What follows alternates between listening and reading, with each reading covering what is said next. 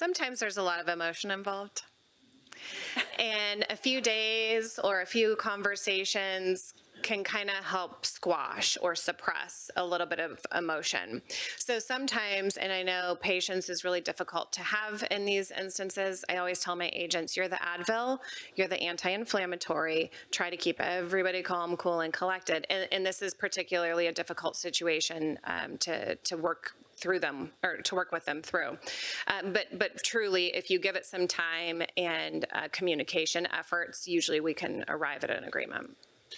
I would say if there's ever a question, if you're not confident in it, or if the hair goes up on the back of your neck or your spidey senses are off and you're like, I'm not really sure I'm preparing this properly, or I'm not sure what this means for my client, or my client is not clearly understanding what the builder is saying or what I am saying, hands down, that's a conversation with your broker.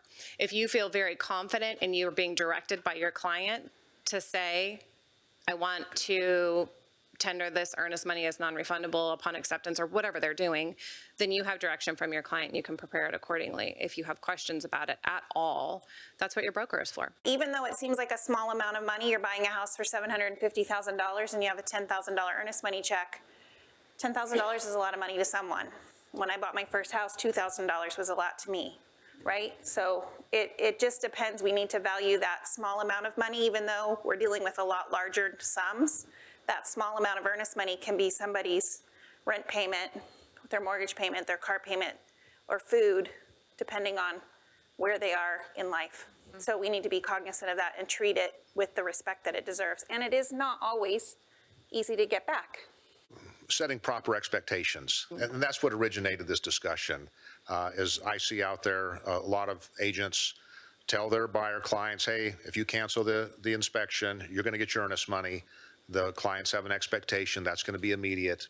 Most of the time it is, but they don't understand or they don't articulate that a title company is regulated by the Insurance Commission.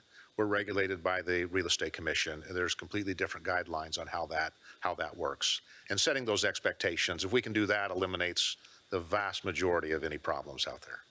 To set proper expectations. I think that if there were a theme to this entire conversation, that would be it. It's helping your clients to understand, particularly around the time frames, what they can expect, what their obligations are, what the other side's obligations are, and just communicating with them through the duration so that they are equipped with the knowledge that they need to have.